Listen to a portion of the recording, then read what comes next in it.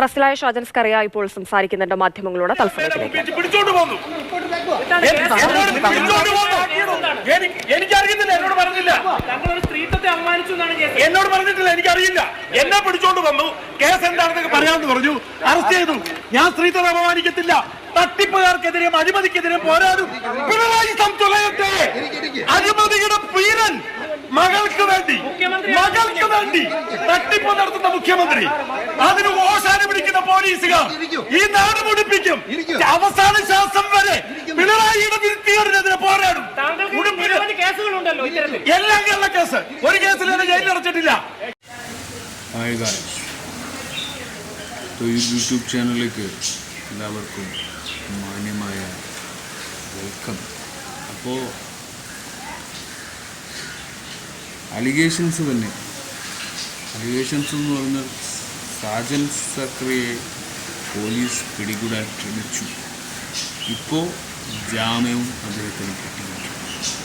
കോടതി മുഖേന വകുപ്പ് ചുമത്തി ഒരു കേസാണ് ഷാജൻ സ്കറിയ എന്ന് പറയുന്ന റിപ്പോർട്ടർ, മാധ്യമത്തിൻ്റെ മുൻനിരയിൽ നിൽക്കുന്ന ഷാജൻ സ്കറിയ എന്ന് പറയുന്ന റിപ്പോർട്ടറെ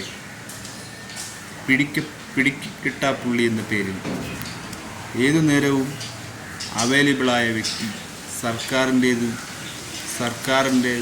നാടകമെന്നാണ് അൻവർ മാതൃഭൂമിയിലെ ടൈറ്റിലാണ് പറയുന്നത്. ഷാജൻ സ്കറിയ എന്ന് പറയുന്ന മലപ്പുറം ആണ് ഈ സംഭവം. മറുനാടൻ മലയാളി ഓൺലൈൻ ചാനൽ ഉടമ ഷാജൻ സ്കറിയ അറസ്റ്റിൽ. പ്രതികരണവുമായി തൃണമൂൽ കോൺഗ്രസ് നേതാവ് PV അൻവറാണ് സർക്കാരിന് മുഖം രക്ഷിക്കാനും ആളെ കൂട്ടാനും അനുയോജ്യകരമായ തിരഞ്ഞെടുപ്പ് അറസ്റ്റ് ചെയ്യുന്നതിന് PV അൻവർ കുറ്റപ്പെടുത്തി. ഷാജൻ സ്കറിയ പിടികിട്ടാപ്പുള്ളി അല്ലെന്ന് PV അൻവർ ഫേസ്ബുക്കിൽ കുറിച്ചു. പട്ടാപ്പകൽ ഏതു നേരവും അറസ്റ്റ് ചെയ്യാൻ അവൈലബിളായ വ്യക്തിയാണ് ഷാജാൻ എന്ന് തിരുവനന്തപുരം നഗരത്തിലൂടെ രാവിലെയും വൈകുന്നേരവും നടന്നു പോകുന്നയാളാണ്. അങ്ങനെയുള്ള ആളെ കൊള്ളസംഘത്തിൽ പോയി അറസ്റ്റ് ചെയ്തു കൊണ്ടുവരുന്ന രീതിയിൽ കൊണ്ടുവരാനുള്ള നാടകം നന്നായി സംവിധാനിച്ചിട്ടുണ്ടെന്നും നാടക അഭിനയം KPSC അനുസ്മരിപ്പിക്കും വിധമാണ് ആഭ്യന്തര വകുപ്പെന്ന് PV അൻവർ പരിഹസിക്കുകയും ചെയ്തു. അതിനോടൊപ്പം ഒരു ഫേസ്ബുക്ക് കുറിപ്പും കൂടി. നാടകമേ ഉലകം, നാടക അഭിനയ KPSC അനുസ്മരിക്കും വിധേയമായിരിക്കും ആഭ്യന്തര വകുപ്പ്. അതായത് സമയങ്ങളിൽ സർക്കാരിൻ്റെ മുഖം രക്ഷിക്കാനും ആളെ കൂട്ടാനും അനുയോജ്യരായ തിരഞ്ഞെടുപ്പ് അറസ്റ്റ് ചെയ്യുന്നു, വിട്ടയക്കുന്നു. ലഹരി വിഷയത്തിൽ മുഖം രക്ഷിക്കാൻ വേടനെ അറസ്റ്റ് ചെയ്യുന്നു. പിന്നാക്ക വിഭാഗത്തിൽപ്പെട്ട കലാകാരനെ വേട്ടയാടുന്നതിൻ്റെ യുവാക്കളിൽ നടക്കുന്ന ശക്തമായ പ്രതിഷേധം ഉയർന്നതോടെ അപകടം മണത്ത CPM പാവഭാരം വനവകുപ്പിൽ കെട്ടിവെക്കുന്ന, പിന്നീട് അതേ വേടൻ്റെ ബ്രാൻഡ് വാല്യൂ ഉപയോഗപ്പെടുത്തി അല്ലാതെ കൊഴിഞ്ഞുപോയ സർക്കാരിൻ്റെ 4ാം വാർഷികത്തിലേക്ക് ആളെ കൂട്ടാൻ ശ്രമിക്കുന്നു. ആ കാഴ്ചയാണ് ഇന്നലെ ഇടുക്കിയിൽ കണ്ടത്. വേടൻ്റെ അറസ്റ്റിനു ശേഷം സർക്കാർ എടുത്തണിയാൻ ശ്രമിക്കുന്ന രക്ഷാവേശം സമൂഹത്തിൽ നിന്നും, പ്രത്യേകിച്ച് യുവത്വയിൽ നിന്നും ഉയർന്ന പ്രതിഷേധവും ഭാഗമായി അണിയാൻ സർക്കാർ നിർബന്ധിതമായി പോയതാണ്. കേരള ജനത ഒന്നാകെ അഭിനന്ദനമർഹിക്കുന്നുവെന്ന വിഷയത്തിൽ ഷാജൻ സ്കറിയ ഒരു പിടികിട്ടാപ്പുള്ളി അല്ല. പട്ടാപ്പകലും ഏതു നേരവും അറസ്റ്റ് ചെയ്യാൻ അവൈലബിളായിട്ടുള്ള വ്യക്തിയാണ് ഷാജൻ എന്ന് പറയുന്ന ഈ വ്യക്തി. തിരുവനന്തപുരം ടൗണിലൂടെ രാവിലെയും വൈകുന്നേരവും റോഡിലൂടെ നടന്നു പോകുന്ന ആളുമാണ്. അങ്ങനെയുള്ള ഒരാളെ കൊള്ള സംഘത്തിൽ പോയി അറസ്റ്റ് ചെയ്ത് കൊണ്ടുവരുന്ന രീതിയിൽ നാടകം നന്നായി സംവിധാനിച്ചിട്ടുണ്ട് സർക്കാർ. പാവം ഷാജനെ PK കളർ ഷർട്ട് ഒന്നും ഇടാൻ പോലും സമ്മതിക്കരുത്. നല്ല ഹൈപ്പ് കിട്ടട്ടെ. അങ്ങനെ പൊതുസമൂഹത്ത് ന്യൂനപക്ഷ വിഭാഗങ്ങൾക്കിടയിൽ പിണറായിക്ക് നഷ്ടപ്പെടും കൊണ്ടിരിക്കുന്ന മുഖം ഈ ക്ലൈമാക്സിലൂടെ തിരിച്ചിരിക്കാൻ ആകെ മൊത്തം ഒരു സർക്കസ് കണ്ട പ്രതിനിധിയാണ്. ഒരു കുപ്പായം പോലും ഇടാതെയാണ് അദ്ദേഹത്തെ അറസ്റ്റ് ചെയ്യാനുള്ള നിയമചട്ടങ്ങൾ. ഒരു ഗുണ്ട ആറ്റിറ്റ്യൂഡാണ് ഇവിടുത്തെ ഇപ്പോൾ നിയമപാലകർക്ക് സമൂഹത്തിൽ നടന്നുകൊണ്ടിരിക്കുന്നത്. ഇപ്പോൾ ആരൊക്കെയാണ് വേടൻ, പലരെയും ഈ അഭിമുഖത്തിൽ അറസ്റ്റ് ചെയ്യപ്പെടുകയാണ്. മീഡിയയുമൊക്കെ അവരെയൊക്കെ ഇരയാക്കി വിറ്റമാക്കി പൊതുസമൂഹത്ത് വലിച്ചെറിയുക എന്നത് ഈ രാജ്യത്തിൻ്റെ ഒരു വികൃതമായ രൂപമായി മാറിയിരിക്കുകയാണ്. നമ്മുടെ സമൂഹത്ത് ഇവരെയൊക്കെ കാണുന്നത് പൊതുമാധ്യമങ്ങളിലൂടെയും പബ്ലിക്കിലൂടെയും കാണുന്ന വ്യക്തികളെയാണ്. പാറാട്ടണ്ണൻ, വേടൻ, സാജൻ സക്കറിയ, അങ്ങനെ പലരും ഇങ്ങനെ അകത്തു പോകുന്നു, ജയിലിലാകുന്നു. ഇതിൻ്റെയൊക്കെ എന്താണ് നമ്മുടെ ജനാധിപത്യത്തിൽ നടക്കുന്നത്? പൊതുമധ്യം നടക്കുന്ന പോലെയുള്ള അക്രമ അഴിച്ചുവിടൽ പോലെയാണ് ഈ അകത്തിടൽ പ്രക്രിയയും കൂടിയാണ്. ഇത് സത്യസന്ധതയ്ക്ക് വേണ്ടിയോ നന്മകൾക്ക് വേണ്ടിയോ ചെയ്യുന്ന കൂട്ടമല്ല. മറ്റൊരാളെ സംരക്ഷിക്കാൻ, മറ്റൊരാളെ വളർത്താൻ, മറ്റൊരാൾക്ക് വേണ്ടി അതിനു വേണ്ടി മാത്രം സംസാരിക്കാനുള്ള, അവർക്ക് വേണ്ടി മാത്രം നിലകൊള്ളുന്ന അവരുടെ ഗൈഡ്, അവരെ നിലനിർത്തുന്നവർ, അവരാണ് ഇവരെ താങ്ങുന്നത്. അപ്പോൾ ആ ഒരു കഴിവുകേട് നമ്മുടെ രാഷ്ട്രീയത്തിൽ ഉണ്ടാകുമ്പോൾ പിണറായി സർക്കാർ നടക്കുന്ന ഈ ജനാധിപത്യത്തിൽ ഇത്തരത്തിലുള്ള തെറ്റുകൾ ഒരിക്കലും ഒരു സാധാരണക്കാരനെ പോലെ വലിച്ചെറിഞ്ഞ് കളയുകയാണ് ഇപ്പോഴത്തെ മീഡിയയിലുള്ള എല്ലാവരെയും. പക്ഷെ തെറ്റ് ചെയ്തിട്ടുണ്ടാവാം. പക്ഷെ തെറ്റ് ചെയ്തിട്ടുണ്ടെങ്കിലും ഒരു നോൺസെൻസ്, കുപ്പായം പോലും ഇടാതെ അയാളെ പറ്റി ചവിട്ടിടുക എന്ന് പറഞ്ഞ് അതെന്തിനാണ്? അതൊരു വലിയൊരു നാടകീയത ഫീലെയും. അതുകൊണ്ടാണ് ഞാൻ പറയുന്നത്, സ്വാഭാവികമായ ഒരു നിയമം രീതിയല്ല ഇതൊക്കെ. എന്തിനു വേണ്ടിയാണ് ഒരു കഞ്ചാവ് കേസ്, ഒരു ഡ്രഗ്സ് കേസ് ഇങ്ങനെയൊക്കെ പറഞ്ഞിട്ടും ഈ നാട് നന്നായി മാറുമെന്നും ഒരു വ്യക്തിക്ക് തോന്നുന്നില്ല. കാരണം ഈ നാട് നന്നാവണമെങ്കിൽ മനുഷ്യത്വം എന്ന് പറയുന്ന ഒരു വികാരം ഉണ്ടാകണം. ഇതൊന്നുമില്ലാതെ ഈ ലോകം നന്നാവില്ല. ഒരു സാധൻ സക്രിയെ പിടികൂടിയുകൊണ്ടോ ഒരു അറാട്ടണ്ണനെ പിടികൂടിയുകൊണ്ടോ ഈ നാട് നന്നാവാൻ പോകുന്നില്ല. എവിടെയാണോ ഇതിൻ്റെ ആദ്യമായി ഈ കഞ്ചാവും മയക്കുമരുന്നൊക്കെ പുറപ്പെട്ടത്, അവിടെ നിന്ന് നാശം കുഴയണം. അല്ലാതെ മറ്റുള്ളവരെ ഉപദ്രവിച്ചുകൊണ്ട് ഈ നാട് നന്നാക്കാമെന്നുള്ള ഒരു ചിന്ത ഈ സമൂഹത്ത് ഇന്ന് ഇറങ്ങിപ്പോയി. അദ്ദേഹത്തിനെ അറസ്റ്റ് ചെയ്യുമ്പോൾ ഒരു മാനസിക വ്യക്തിത്വം പോലും ഇല്ലാതെ ജനങ്ങൾ ഒരു പ്രഭ്രാന്തിയിൽ ജീവിക്കുന്ന സമൂഹത്ത് ഒരാളെ അറസ്റ്റ് ചെയ്യുന്നതും വളരെ വലിയൊരു സാധാരണക്കാരനെ പോലെ അറസ്റ്റ് ചെയ്യാൻ പാടില്ല. അദ്ദേഹം ഒരു മീഡിയ അറ്റൻഷനിൽ ജീവിക്കുന്നവരാണ്. ആ ഒരു വിഭാഗത്തിൽ കൂടെ നിൽക്കുമ്പോൾ പബ്ലിക് സപ്പോർട്ട് അവർക്ക് മാത്രമേ പോവുകയുള്ളൂ എന്നത് ഭരണാധികാരിക്ക് അറിയില്ലായിരുന്നു. സർക്കാരിനൊപ്പം ഒരിക്കലും ഈ രാജ്യത്ത് നിലനിൽക്കില്ല എന്നത് നമുക്കറിയാം. പക്ഷേ ഒരു സാജൻ സക്രിയയെ പൂട്ടിയാലും ഒരു വ്യക്തിയെ ആറാട്ടണ്ണനെ പൂട്ടിയാലും ഒന്നും ഈ നാട് നന്നാകാനോ ഈ നാടിൻ്റെ അവസ്ഥ മാറാനോ ഒന്നും പോകുന്നില്ല. ഇത് ഒരാളെ വെല്ലുവിളിക്കുക, ഒരാളെ ഭയപ്പെടുത്തുക എന്ന് മാത്രം സംഭവിക്കുന്നതാണ്. മനുഷ്യൻ എന്ന ഹ്യൂമനിൽ നടപടിയാകുന്ന ഒരാളുകളെ വിരട്ടാൻ വേണ്ടി നമ്മുടെ നീതി ന്യായം കാട്ടിക്കൂട്ടുന്ന ഒരു ഫ്രോഡ് പരിപാടിയാണ് ഈ ചെയ്യുന്ന നിലപാടില്ലായ്മ. ഒരു നിയമപാലകർക്കും യോജിച്ച പണിയല്ല എന്തും എടുത്തു ചാടി ഒരു ഗുണ്ടകളെപ്പോലെ, ഒരു റൗഡികളെപ്പോലെ ഇത്തരത്തിലുള്ള പബ്ലിക് മീഡിയയെ അവരും യൂട്യൂബിലൂടെ അറിയപ്പെടുന്ന ഒരു കോണ്ടൻറ്റ് ക്രിയേറ്റേഴ്സാണ്. അപ്പോൾ ആ ഒരു നിലപാടുള്ളവർക്ക് ഇവിടെ മണ്ണിൽ ജീവിക്കാൻ പറ്റില്ല എന്ന ഒരു സ്വാതന്ത്ര്യം കിട്ടിയ മണ്ണിൽ നമ്മുടെ സ്വാതന്ത്ര്യം ഇല്ലാതാക്കുക എന്ന ഒരു വാക്കാണ് പിന്നിരിക്കുന്നത്. കുറ്റവാളികളായാലും അവരും മനുഷ്യരാണെന്നത് തിരിച്ചറിയാൻ എനിക്ക് പറ്റും. അപ്പോൾ അദ്ദേഹത്തെ അറസ്റ്റ് ചെയ്ത നിമിഷത്തെക്കുറിച്ച് നമുക്കൊന്ന് നോക്കാം. അറസ്റ്റിലായ ഷാജൻ സ്കറിയ ഇപ്പോൾ സംസാരിക്കുന്നുണ്ട് മാധ്യമങ്ങളോട്.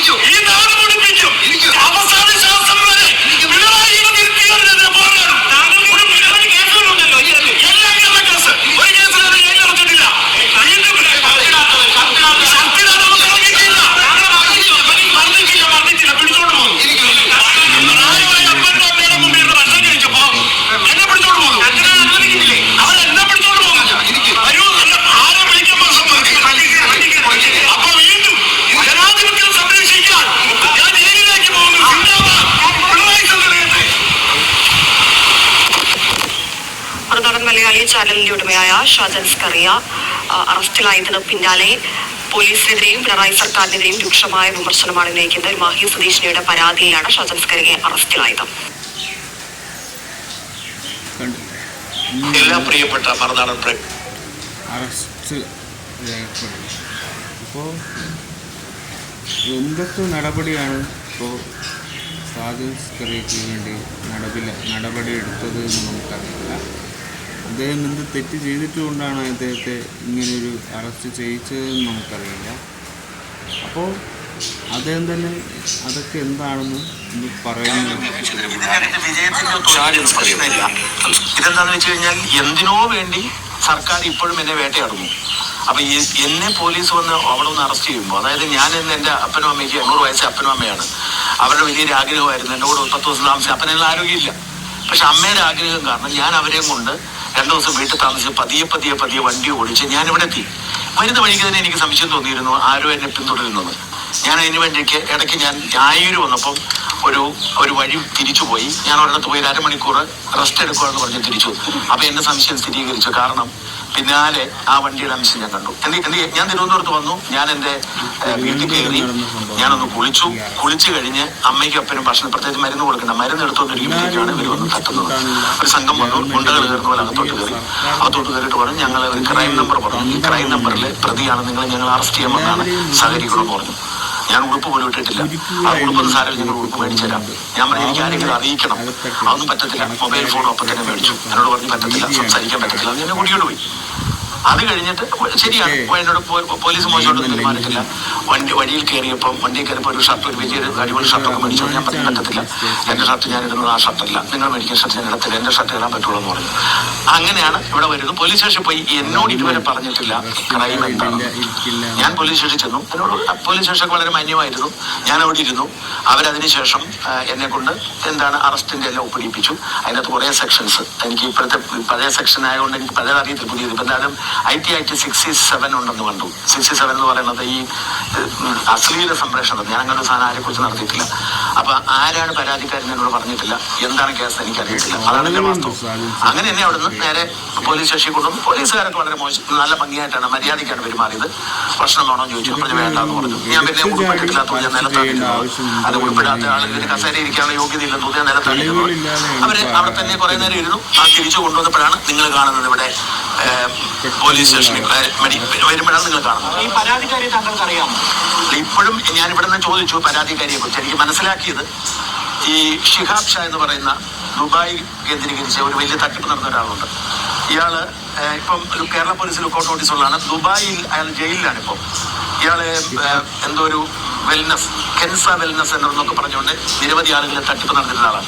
ഇയാൾക്കെതിരെ വാർത്ത. അപ്പൊ ഇയാളുടെ തട്ടിപ്പിന്റെ കൂട്ടാളിയാണ്, ഇയാളുടെ തട്ടിപ്പ് സ്ഥാപനത്തിന്റെ ജനറൽ മാനേജറായ ഒരു സ്ത്രീയാണ്. അപ്പൊ സ്വാഭാവികമായിട്ടും ഈ സ്ത്രീക്കെതിരെ പരാതിയുണ്ട്, അവർക്കെതിരെ തെളിവുകളുണ്ട്. അപ്പൊ ആ സ്ത്രീയെ കുറിച്ച് ഞാൻ പറഞ്ഞു, ആ സ്ത്രീയാണ് തോന്നുന്നു, ഒരു പേര് പറഞ്ഞിട്ട് എന്റെ ഓർമ്മയിൽ വരുന്നത് ആ സ്ത്രീ ആയിരിക്കണം, അല്ലാതെ ഞാൻ ആ സ്ത്രീയെ കണ്ടിട്ടില്ല. ആ ടിപ്പിനെ കുറിച്ച് വാർത്ത കൊടുത്തപ്പോൾ ആ സ്ത്രീയെ കുറിച്ച് കൊടുത്തിട്ടുണ്ട്. അവർ പറഞ്ഞ പേര് കേട്ടപ്പോൾ ആ സ്ത്രീയാണ്. എനിക്ക് നോക്കാതെ സമയം കിട്ടി. ഞാൻ മനസ്സിലാക്കുന്നു ഷിഹാബ് ഷായുടെ കൂട്ടാളിയായ ഒരു സ്ത്രീ, ആ സ്ത്രീയുടെ പേരാണെന്ന് തോന്നുന്നു. ആദ്യമായിട്ടുള്ള താങ്കൾക്കെതിരെ ഇത്തരത്തിലുള്ള കേസുകൾ അപകീർത്തി പരാമർശം നടത്തുന്ന കേസ്, നിരവധി കേസുകളുണ്ട്, ജാമ്യം ലഭിച്ചു എന്നുള്ളത് ശരിയാണ്. ഇതൊരു രാഷ്ട്രീയ മാത്രമാണെന്ന് മനസ്സിലാക്കാം. തീർച്ചയായിട്ടും. കാരണം ഇത് സർക്കാരിനെ സംബന്ധിച്ചിടത്തോളം മുഖ്യമന്ത്രിക്കെതിരെയും അദ്ദേഹത്തിന്റെ മകൾക്കെതിരെയും ദുബായ് കേന്ദ്രീകരിച്ച് മാഫിയ പ്രവർത്തനം നടത്തുന്ന മകനെതിരെയും ഒക്കെ ധാരാളം വാർത്ത കൊടുക്കുന്നുണ്ട്. അത് നിങ്ങൾ മാധ്യമ പ്രവർത്തനം ചെയ്യുന്ന നിങ്ങൾ അഗ്രസീവായിട്ട് കൊടുക്കുന്നുണ്ട്. നിങ്ങളൊക്കെ ചെയ്യുന്ന നിങ്ങൾ വാർത്ത റിപ്പോർട്ട് ചെയ്യുന്നുണ്ടെങ്കിലും എന്നെ പോലെ അഗ്രസീവ് അല്ല. അതുകൊണ്ട് മുഖ്യമന്ത്രിക്ക് വലിയ വിഷമമുണ്ട്. പ്രത്യേകിച്ച് ഈ തട്ടിപ്പ് വെട്ടിപ്പ് ഇപ്പൊ ഈ മാസപ്പടി കേസൊക്കെ വന്നപ്പോഴത്തേക്കും 2 ദിവസം ജയിലിൽ കിടക്കുവാണെങ്കിൽ രക്ഷപ്പെടാമല്ലോ എന്ന് കരുതിയാണ് അത് ചെയ്യുന്നത് ഞാൻ കരുതുന്നു. മറ്റു ഉപാധികൾ വെച്ചിട്ടുണ്ടോ? അറിയില്ല. ഉപാധികൾ അപകീർത്തിപ്പെടുത്തിയെന്ന മാഹി സ്വദേശിനിയുടെ പരാതിയിൽ ജാമ്യം കിട്ടിയതിന് പിന്നാലെ പ്രതികരിക്കുകയായിരുന്നു ഷാജൻ സ്കറിയ. 24-ൽ ഇപ്പം നമ്മൾ കേട്ടത് ഷാജൻ സ്കറിയയുടെ നിലവിലുള്ള അകത്തിട്ടതിന് ശേഷം 12 ഹവേഴ്സായി അദ്ദേഹത്തെ കൊണ്ടുപോയി. ആ സംഭവങ്ങളാണ് നമ്മളിപ്പോൾ കേട്ടുകൊണ്ടിരിക്കുന്നത്. അപ്പോൾ അദ്ദേഹത്തെ ഇത്രയും രൂക്ഷമായി അകത്തിട്ട ഒരു ഗവൺമെൻറ്റാണ്. പക്ഷേ അദ്ദേഹത്തെ ഒരുപാട് ട്രോളും വിവാദങ്ങളും ഒക്കെ ഉണ്ടെങ്കിലും അദ്ദേഹത്തെ അകത്തിടാൻ മാത്രം തെറ്റുകൾ അദ്ദേഹം ചെയ്തിട്ടുണ്ടോ എന്നുള്ള ഉറപ്പ് കിട്ടാതെ അദ്ദേഹത്തെ പിണറായിയും സർക്കാരും ചെയ്യുന്ന ഈ അതിക്രമം എന്തിനു വേണ്ടിയാണ് എന്നതാണ്. മനുഷ്യരാണ്, മനുഷ്യ വിഭാഗമാണ് എല്ലാവരും. തിരുവനന്തപുരം രാത്രിയിൽ നടന്ന നാടകീയ രംഗങ്ങൾക്ക് പ്രതിഷേധത്തിനിടെ ഓൺലൈൻ ചാനലായ മറുനാടൻ മലയാളിയുടെ ചീഫ് എഡിറ്ററും മാനേജിംഗ് ഡയറക്ടറുമായ ഷാജൻ സ്കറിയയെ പോലീസ് അറസ്റ്റ് ചെയ്തു. കൂട്ടപ്പന കുന്നിലെ വീട്ടിൽ നിന്നാണ് അറസ്റ്റ് ചെയ്തത്. ഉടുപ്പ് ധരിക്കാൻ പോലും അനുവദിക്കാതെയാണ് കസ്റ്റഡിയിലെടുത്തത്. മജിസ്ട്രേറ്റിന് മുന്നിൽ ഹാജരാക്കിയ ഷാജൻ സ്കറിയയ്ക്ക് രാത്രി വൈകി ഉപാധികളോട് ജാമ്യം ലഭിക്കുകയും ചെയ്തു. രാത്രി തന്നെ 6-ാം തീയതി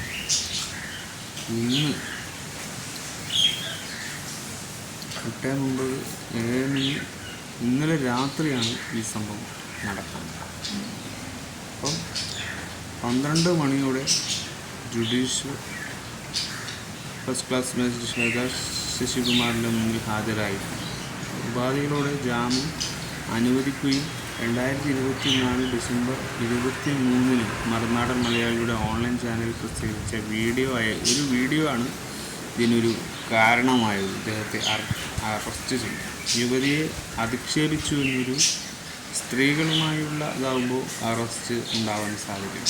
എന്നാലും അതും തട്ടിപ്പിനും വെട്ടിപ്പിനും ആണോ എന്ന് നമുക്ക് സംശയമുണ്ട്. കാരണം പെട്ടെന്നുള്ള അറസ്റ്റ് ആകുമ്പോൾ ആർക്കും ഈ പറയുന്നതൊന്നും വിശ്വാസ്യത ഉണ്ടാവില്ല. കാരണം ഇത് ഒരു മുഖ്യ മാധ്യമ റിപ്പോർട്ടറെ പിടിച്ചകത്തിടുക എന്നൊക്കെ പറയുമ്പോൾ എന്തൊരു ന്യൂൺസെൻസാണ് ഈ സർക്കാർ കാണിക്കുന്നത്. ഒരു സ്ത്രീ പറഞ്ഞാൽ എല്ലാം സത്യമാണ്. സ്ത്രീകളാണോ ഇവിടെ സത്യതുല്യർ? അല്ല. ആർക്കും ഒരു ഉറപ്പുമില്ലാത്ത സമൂഹത്താണ് നമ്മൾ ജീവിക്കുന്നത്. അപ്പോൾ ഒരു സ്ത്രീയെ നമുക്കൊരിക്കലും അവർ പറയുന്നത് എല്ലാം സത്യമാണ് എന്ന് വിശ്വസിക്കാൻ ഇവിടുത്തെ ജനാധിപത്യം നിന്നുകയില്ല. അതുകൊണ്ട് അതിന് കൂട്ടുനിന്ന് മുഖ്യമന്ത്രി എന്ന് പറയുന്ന പിണറായി സർക്കാർ തന്നെയാണ് എല്ലാ തെറ്റിനും. അപ്പോൾ അധിക്ഷേപിച്ചാണ് അദ്ദേഹത്തെ പരാതി കൊടുക്കുന്നത്. യു എ പ്രമുഖ ബാങ്കിലെ ജീവനക്കാരിയാണ് താനെന്ന് യുവതി വ്യക്തമാക്കിയിട്ട് മുഖ്യമന്ത്രിക്കും ലഭിച്ച പരാതിയിൽ ഇപ്പോൾ നടപടി. മുഖ്യമന്ത്രിക്ക് പിന്നെ ഇന്നത്തെ കേസൊക്കെ കിട്ടിയാൽ ഉടനെ നടപടി എന്ന് പറഞ്ഞ് ഇതുവരെ ഇല്ലാത്ത ആവേശം സർക്കാരിനുണ്ടാവും. മുദ്രാവാക്യം വിളിച്ച് ഷാജൻ സ്കറിയ പുറത്തേക്ക് വന്നു. ഷർട്ടിടാൻ പോലും അനുവദിക്കാതെയാണ് കസ്റ്റഡിയിലെടുത്തത്. അച്ഛനും അമ്മയ്ക്കൊപ്പം ഭക്ഷണം കഴിക്കുകയായിരുന്നുവെന്നും തനിക്കെതിരെ കേസെന്തെന്ന് തന്നോട് പറഞ്ഞിട്ടില്ലെന്നും ഷാജൻ സ്കറിയ പറഞ്ഞു.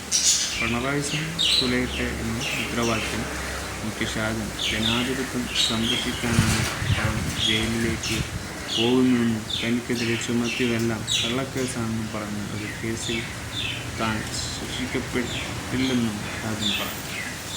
പരാതി ന്യായ സംഹിതയിലെ 79-ാം വകുപ്പാണ് ഷാജൻ സക്രിയക്ക് കുറ്റം ചുമത്തിയത്. ID നിയമത്തിൽ 120-ാം വകുപ്പും കേരള പോലീസ് ചട്ടങ്ങളും ചുമത്തിയാണ് കേസെടുത്തിരിക്കുന്നത്. ഇത് പോലീസിൻ്റെ അക്രമമായ നടപടിയാണെന്നാണ് ഞാൻ പറയുന്നത്. വേടൻ്റെ കേസിൽ പിന്നാലെയാണ് ഇപ്പോൾ ഷാജൻ സക്രിയക്ക് വലിയൊരു പുലിപ്പല്ലിൻ്റെ പേരിലും അങ്ങനെ പല പേരിലും നമ്മൾ ഇതൊക്കെ അറിയാൻ സാധിച്ചു. വേടനെ അറിയാലോ, നാടകപ്പാട്ടും ഒക്കെ ആയി നടക്കുന്ന കൊച്ചിയിലെ പുലിപ്പല്ലുമായൊരു റാപ്പർ വേടനെ ഹിരാൻ ദാസ് മുരളി എന്ന അറസ്റ്റ് ചെയ്ത സംഭവവുമായി ബന്ധപ്പെട്ട അതിലുള്ള ഈ ഒരു കേസിൻ്റെ പിറകിലുള്ള അന്വേഷണ രീതിയാണ് ഇതൊക്കെ. പക്ഷെ കണ്ടവരെയൊക്കെ പിടിച്ചകത്തിടുക എന്ന് പറഞ്ഞാൽ നാളെ ഒരാൾ പറഞ്ഞെന്ന് വിചാരിച്ച് മറ്റൊരാളെ അകത്തിടുക, ഇതെന്താ ജനാധിപത്യം? ഇത്ര മോശപ്പെട്ട ലോകമാണ്. ഇത് ചിന്തിക്കുമ്പോൾ തന്നെ വളരെ നെഗറ്റിവിറ്റിയാണ് നമുക്ക്. ഒരാളെ വെറുതെ ഒന്ന് പരാമർശിച്ചാൽ ഇവർക്ക് കിട്ടുന്ന ഗുണമെന്താണ്? ഇപ്പോൾ വേടനെ പോലുള്ള ഒരാളെ അകത്തിടാൻ വേണ്ടി ഇവർ ഇതുപോലെ തന്നെ കാണിച്ചിട്ടുണ്ട്. പക്ഷേ വേടൻ്റെ രീതിയിൽ സംസാരിക്കാൻ വേടൻ അറിയാം. അതുകൊണ്ട് തന്നെ വേടൻ എന്തെങ്കിലും, പക്ഷേ ഒരു മീഡിയയിൽ ജീവിക്കുന്ന, ഒരു പബ്ലിക് മീഡിയയിൽ നിൽക്കുന്ന ഷാജൻ സക്രിയയുടെയൊക്കെ ഇമേജിന് എന്തൊക്കെ കോട്ടം സംഭവിക്കും, അതാണ് നമുക്ക് ശ്രദ്ധിക്കേണ്ടത്. വലിയൊരു വകുപ്പൊക്കെ ചേർത്താണ് ഇവരകത്തിട്ടത്. അപ്പോൾ സംഗതി എന്താണെന്നത് ക്ലിയറായ ഡീറ്റെയിൽസ് നമുക്ക് കിട്ടണം, എന്നാലേ ബാക്കി നമുക്ക് പറയാൻ പറ്റും, ബാക്കി അപ്ഡേറ്റ്സ് നമുക്ക് കിട്ടുകയുള്ളൂ. അപ്പോൾ എന്തിനാണ് ഈ എടുത്തുചാട്ടമുള്ള നടപടിക്രമങ്ങളെന്നാണ് എനിക്ക് ഇവരോട് പറയാൻ പറ്റും.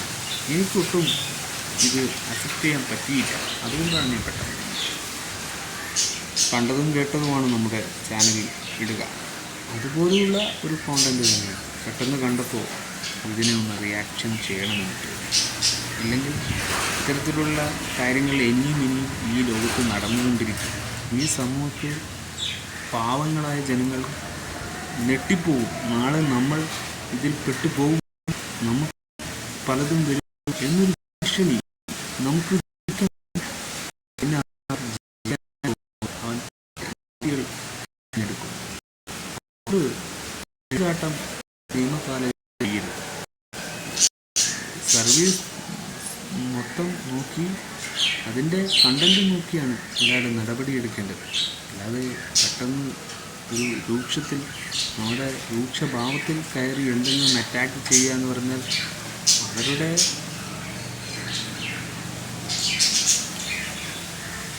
ലൈഫിനെയല്ലേ ബാധിക്കുന്നത്. അവരുടെ വരാൻ പോകുന്ന ലൈഫിനെ അത് എത്ര മുറുകുമെന്ന് ചിന്തിച്ചുകൊണ്ട് നമ്മൾ റിയാക്ഷൻ ചെയ്യണമെന്നാണ് ഞാൻ ആഗ്രഹിക്കുക. ഇനിയുള്ള വിവാദങ്ങളും അലിഗേഷൻസും ഒക്കെ അത്തരത്തിലുള്ളതാവും. കഞ്ചാവ്, ഡ്രഗ്സ്, MBD ഇങ്ങനെയുള്ള ട്രാക്കിലായിരിക്കും. പക്ഷെ അങ്ങനെ വിചാരിച്ച് എല്ലാവരും ഒരേ ഗണത്തിൽപ്പെട്ടവരാണ് എന്ന് ചിന്തിക്കുന്ന സമൂഹവും തെറ്റാണ്. അതുകൊണ്ട് നമ്മളെ അറിയാൻ ശ്രമിക്കുക. മറ്റുള്ളവരെ അറിയാൻ നോക്കുന്നതിനെക്കാട്ടി നമ്മളെന്താണെന്ന് തിരിച്ചറിഞ്ഞിട്ട് മറ്റുള്ളവരെ നന്നാക്കാനും മോശക്കാരാക്കാനും നോക്കുക. അതാണ് ഈ ട്രെൻഡിങ്ങായി നമുക്ക് പറയാനുള്ള അപ്ഡേറ്റ്. ഇതൊക്കെയാണ് ഇപ്പോൾ നിലവിലുള്ള അലിഗേഷൻസ്.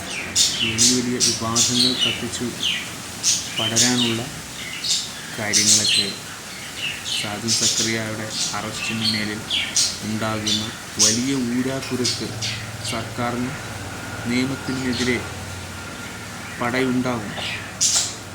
അത് വലിയൊരു തെറ്റായ കാര്യമാണെന്നത് തിരിച്ചറിയാത്തത് ഈ ഇന്ത്യ രാജ്യത്തെ സർക്കാർ തന്നെയാണ്.